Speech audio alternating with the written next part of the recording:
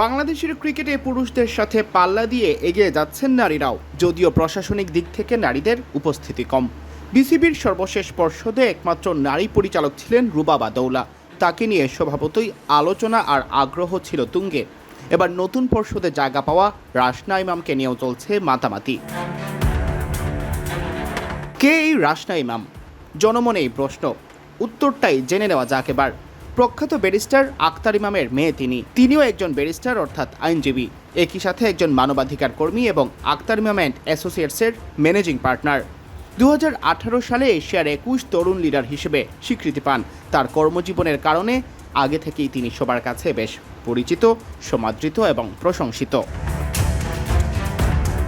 রাশনা ইমাম আইনজীবী হিসেবে বেশ খ্যাতনামা, সুপ্রিম কোর্টের সিনিয়র অ্যাডভোকেট এবং কর্পোরেট ও বাণিজ্যিক আইন বিশেষজ্ঞ। আর এই পেশার বদৌলতে তিনি মানবাধিকার, জনস্বার্থ মামলা এবং জরুরি চিকিৎসা সেবা সংক্রান্ত আইনি কাঠামো তৈরিতে রেখেছেন সক্রিয় ভূমিকা। আর পড়াশোনা করেছেন বিশ্ববিখ্যাত অক্সফোর্ড ইউনিভার্সিটি থেকে। রাশনা ইমামের আরেক পরিচয়ে তিনি ঢাকা 13 আসনের সংসদ সদস্য এবং প্রাথমিক ও গণশিক্ষা প্রতিমন্ত্রী ববি হাজ্জাজের স্ত্রী।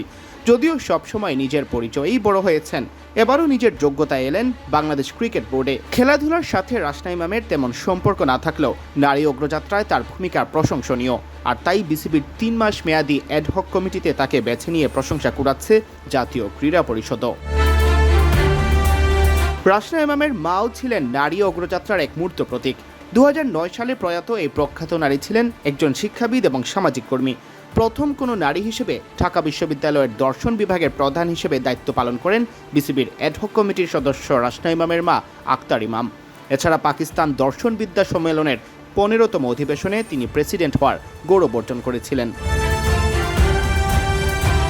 সব মিলে সম্ভ্রান্ত আর প্রতিষ্ঠিত পরিবারের মেয়ে রাশনা ইমাম নিজের সুপ্রতিষ্ঠিত ক্যারিয়ার আর নারী অগ্রযাত্রার পথিক হিসেবে যিনি পথ দেখাতে পারেন বাংলাদেশের নারী ক্রিকেটারদেরও।